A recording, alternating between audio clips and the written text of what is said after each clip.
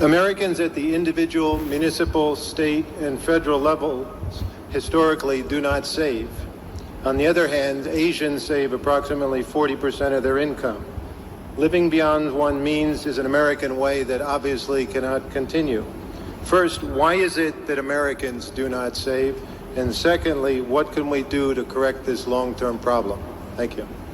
Yeah, well, certainly the savings rate in this country has fallen significantly and may even be negative, although it does seem to me that the value of the country in real terms, I think, does increase quite significantly decade to decade. So I'm not sure exactly how it happens without savings, but it does seem to me that this country as a whole is worth considerably more than it was 10 or 20 or 30 or 40 years ago in real terms. So something good has happened.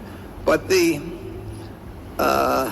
propensity to save, it almost seems innate in at least the great majority of cases. I mean, we've got our friend from Florida teaching children to save, and I think that it has some impact.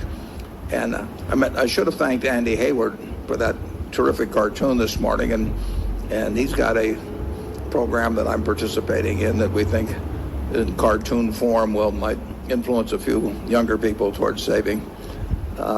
If you own Berkshire stock, you're automatically saving because we retain earnings and your indirect interest in those retained earnings is a form of saving. So you can spend every dollar of your income that comes in the other way, and if you own Berkshire, you are net saving, which is a practice I've now been following for 43 years, sometimes in my family's consternation.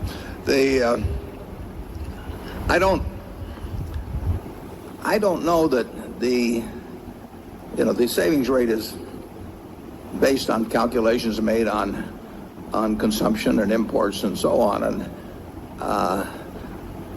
we are importing $700 billion more of goods and services than we're exporting, and that means that somebody else is doing our savings for us, basically, as we export ownership and claims against America. I think that's going to have consequences over time, but we are so rich that it may not be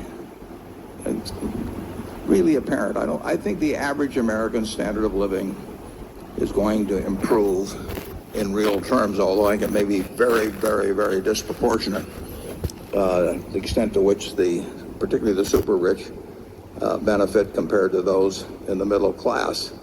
But net, I think the country will be, even with our present policies, in net real terms, the value on a per capita basis of the country will increase from decade to decade, but nothing like it will in places like China or Korea, percentage-wise, where the savings rate is very high.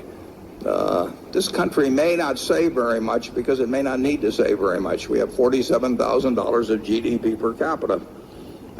It may not be distributed very well, but we are one very, very, very rich country.